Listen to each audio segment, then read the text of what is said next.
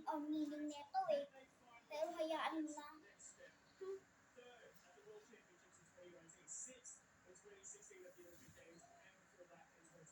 Oh, China, ba't matamlay ka?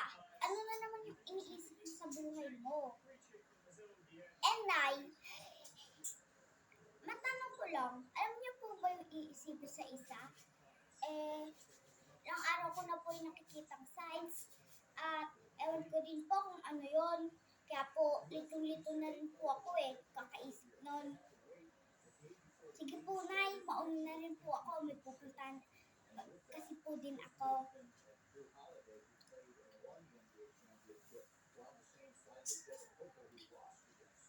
Ito na naman! Ano na naman kaya yung strip ng mundo? Ano kaya to? Iisipin sa isa? Susunod ko na lang yan ipe-press pag time na. Teka.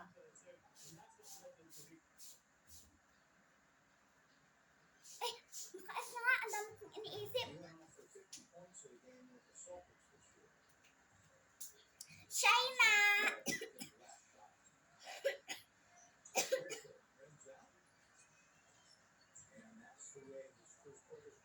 Bes!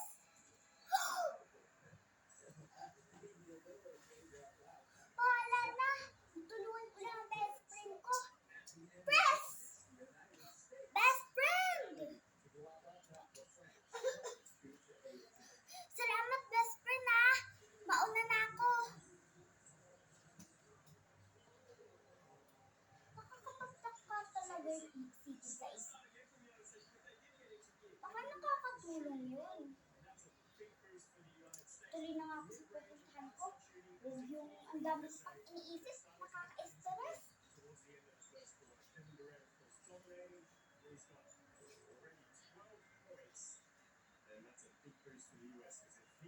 Anak, ano yung sabi ng best friend mo na sa isang kagubatan ka nagpunta? Alam mo namang delikado nun, di ba? At sinasabi ko sa'yo, mag-ingat ka. Pero Nay, hindi naman po talaga ako sa kagubatan pumunta.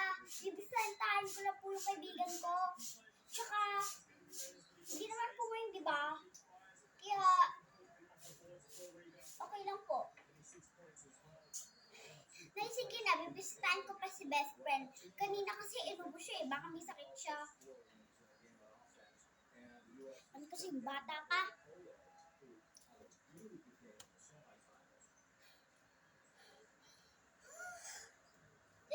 Yun na naman, naisip ko na naman. Ang dami-dami ko talaga iniisip. Forget sa dami-dami pa akong pwedeng maisip. Ito pa din na naman talaga ang aking naiisip. Kalimutan ko na nga to.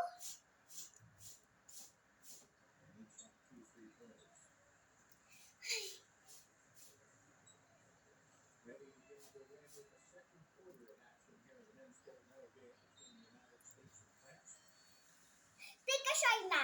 Huwag mo yung pipindutin. Kahit anumang mayroon, huwag mo yung pipindutin. Kahit may nakalagay na press me, wala akong pakialam. Basta huwag mo yung pipindutin kahit anong mangyari. Oh, Ate Belly. Bakit naman? Hindi mo ba narinig? Sabi ko, basta. Huwag mo yung pipindutin. Baka may mangyaring masama sa atin. Nagtatanong lang naman O siya, aalis na ako.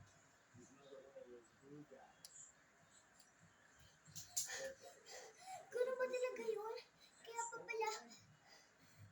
Kaya pala lagi ko yung iniisip.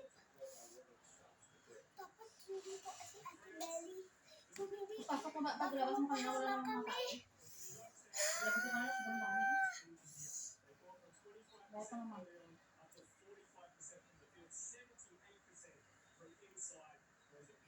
Bili ako ng tubig, wala kasing pang. Naiintindihan